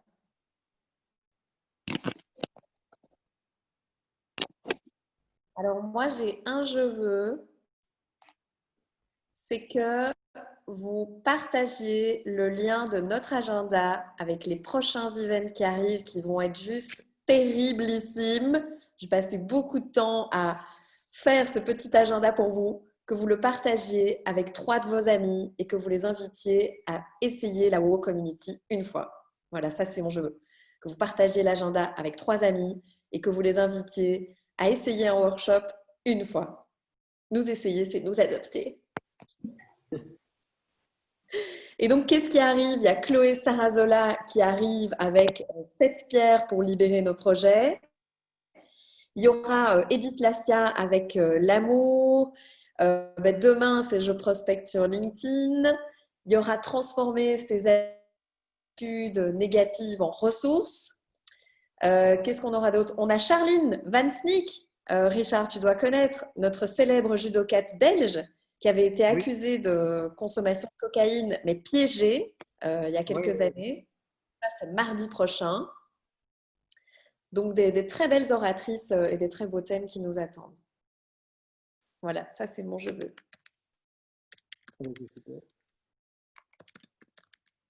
Je peux, Florence? Oui.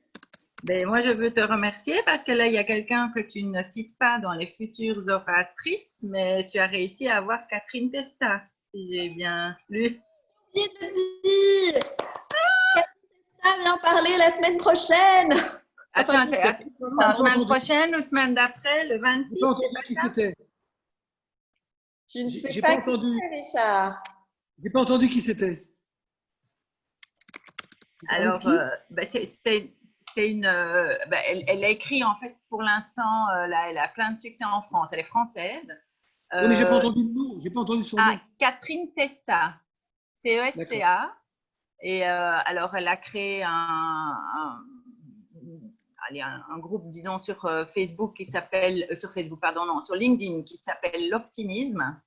Parce qu'en fait, voilà, elle est très orientée psychologie positive et optimisme, etc. Et elle a écrit 2 bouquins qui sont absolument géniaux.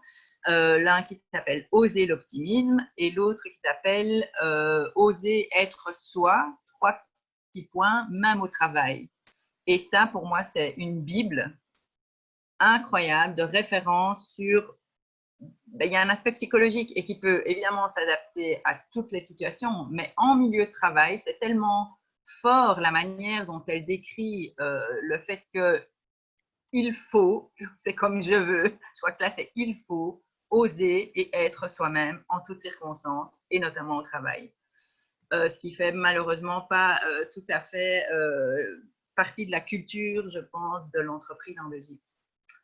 Et voilà, et bon, elle parle encore moins en France, je pense, parce que je crois qu'ils sont très, très, très formatés dans les entreprises françaises et ils jouent beaucoup de rôles. En Belgique, peut-être un peu moins, parce que le belge est un peu plus naturel, je pense. Mais donc elle est formidable, il y a un succès dingue, en tout cas en France, mais je crois maintenant de manière plus générale. Et donc voilà, ces 2 bouquins sont géniaux. Et j'avais parlé de ce livre à Florence lors d'une WoW Academy.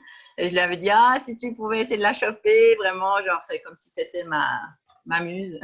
Je sais pas, et alors comme ça, ma référence dans le secteur et dans le domaine. Et donc, bravo Florence, wouh, génial, merci. Alors, merci Nathalie. Et c'est aussi Catherine qui est juste là, qui est notre chef d'antenne de Bruxelles, qui m'en avait parlé parce qu'on a un book club chez WoW. Donc, c'est-à-dire on a un groupe Facebook, WhatsApp où on conseille toutes nos lectures.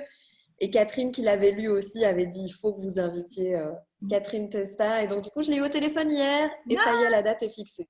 Donc, inscrivez-vous. Ça va être du pur jus, Merci. pur concentré. 2 best-sellers, Richard, pour Catherine Testa. 2 best-sellers vendus à plus de 100 000 exemplaires. Oser enfin être soi au travail, même au travail.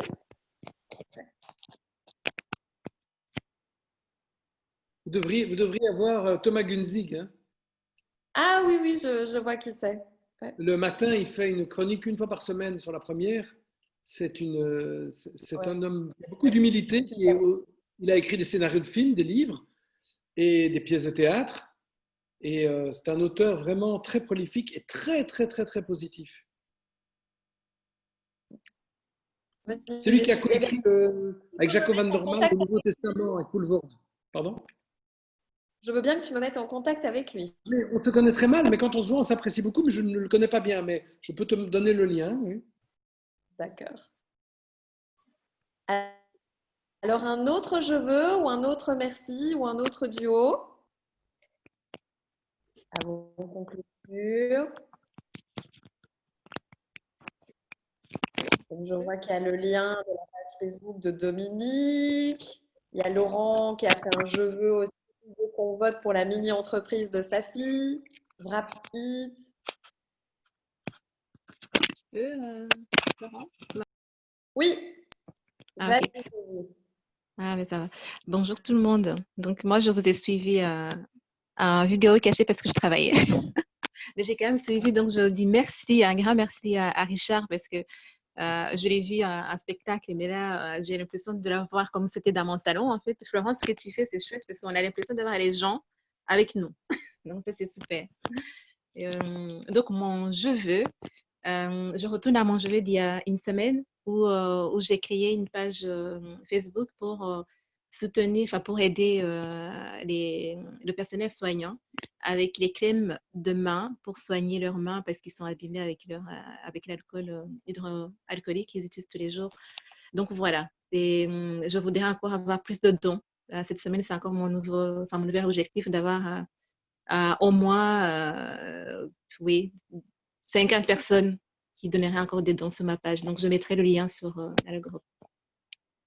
Ok. Donc, 50 personnes de plus qui font un don via ta cagnotte. Tout à fait. Exactement. Et alors, il y a des gens aussi qui disent qu'ils n'ont pas Facebook ou qui ont peur de payer avec la carte de crédit sur le pont commun. Et j'ai rajouté sur ma page un numéro de compte pour faire des virements si c'est plus intéressant. Super, Josie. Donc, espérons voilà. que ce personnel soignant puisse bénéficier de tous les beaux cadeaux que tu vas leur faire. Mets bien le lien dans la text box pour que je mettrai le lien. le bon lien. Et d'ailleurs, tu sais ce qui s'est passé? Tu sais que maintenant, on est en rupture de ces crimes de main parce que on a été victime de notre succès finalement. Et donc, je suis en attente de tellement de... Parce que je t'avais dit, hein, j'ai pu quand même récolter maintenant 800 € et mes crimes de main sont en attente. Il n'y a plus de stock. Donc, le but est de distribuer des crèmes pour les mains au personnel soignant qui en a grandement besoin. Belle initiative, très belle initiative. Non, voilà. Allez, merci à tout le monde. Je fais ce que tu fais. Encore un je veux, un duo, un merci. Moi, bien sûr, je tiens à remercier Richard, que je croise souvent lorsqu'on n'était pas confinés, près de la place Bruckmann. Et merci de nous avoir accordé ce temps, Richard. Très, très riche. Tu es un homme spirituel. Tu nous as transmis beaucoup et j'aime de plus en plus entendre de tes nouvelles, que ce soit sur les réseaux sociaux ou maintenant au travers de mon écran. Merci beaucoup. Ben, espérons que la place Bruckmann soit encore un lieu dans quelques temps où les gens pourront convivialement s'installer dans des cafés, comme partout en Belgique, dans le monde. Mais ça va aller, vous allez voir, ça va aller. Ça va aller. Il faut prendre les choses très sérieusement de tout ce qu'on a vécu, mais pas les dramatiser. C'est sérieux, mais il n'y a rien de désespérant. Voilà. Non. C'est bien. On a eu, je vais vous dire une chose, on a eu une leçon, parce que si on ne change pas notre manière de vivre, ça sera pire la prochaine fois. C'est comme un petit appel du pied de la nature qui nous dit « Hé les gars, vous ne pouvez pas vous essuyer comme sur un tapis sur cette planète. » Mais tu penses que le monde va changer? Tu es optimiste là-dessus? Non, je suis très... Enfin, moi, je pense changer, et je sais qu'il y a plein de gens, mais malheureusement, les intérêts financiers, ils n'ont pas compris, les gens. Les grandes puissances, peut-être, qu'est-ce qu'on en sait? Peut-être. Je ne sais pas si on s'y prend toujours bien, mais voilà. Espérons en tout cas. Espérons vraiment. En tout cas, moi, je sais que je me suis rendu compte, je le savais, que je n'ai pas d'énormes besoins, en fait. Moi, du moment que je peux voir mes enfants, les prendre dans mes bras, même s'ils sont adultes et qui travaillent, faire des dîners avec les amis, les gens que j'aime, j'ai de temps en temps m'évader un peu, ça c'est important, mais je n'ai pas besoin de matériel, d'avoir 3 voitures, un yacht. Les gens ont besoin de tout le temps traverser le monde, juste pas pour eux-mêmes, mais alors quelqu'un qui passe faire un tour du monde, c'est formidable, ça c'est bien, mais je veux dire, je crois qu'il faut un petit peu, ça ne me dérangerait pas qu'au supermarché on n'ait plus les fruits toute l'année, des fraises, mais qu'on ait les fruits de saison et qu'on arrête de ramener ça par avion, par cargo. Ça me dérange que nos crevettes soient épluchées au Maroc et qu'elles reviennent ici. Tout ça, c'est la rentabilité, c'est la surproduction pour finalement détruire la moitié de ce qu'on a et nous dire après que la viande coûte trop cher à fabriquer. Ben, si le jour où on sait qu'il n'y a plus de saucisses, mais il reste du veau, mais qu'il n'y a pas de bœuf aujourd'hui, peut-être qu'on ne va pas surproduire, mais on pourra continuer à manger de la viande. Je pense que les excès sont mauvais dans tout. Et je pense que ça serait bien, comme quand j'étais petit, de me dire, ma mère me disait toujours, il faut bénir, même si moi je ne crois pas en Dieu, mais les premiers fruits, en tout cas on peut faire un vœu, les premières cerises de l'année. Le problème c'est que les gens, ils ont des mangues toute l'année, alors ils ne s'étonnent plus de rien. Il faut que... Pourquoi avoir tout à portée de la main? Pourquoi vouloir... Quand j'entends que les SCO étaient pollués, c'est passé quasi inaperçu parce qu'une société a vidé des betteraves ou je ne sais pas trop quoi et qu'il faudra 20 ans pour que les SCO soient de nouveau comme avant, alors qu'on avait fait des progrès énormes. Vous voyez, des trucs comme ça où un pétrolier grec ou je ne sais où se vautre dans la mer du Nord et on a des mini-marées noires avec des millions de tonnes de kérosène. Voilà. Je pense il y a des passe-droits, il y a toujours des intérêts économiques à court terme qui nous font beaucoup de tort et qui finalement appauvrissent le monde.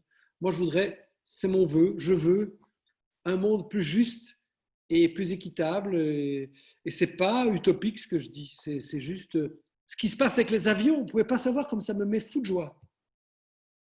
Ce qui est en train de se passer, les avions cloués au sol, c'est leur problème, ce n'est pas le mien.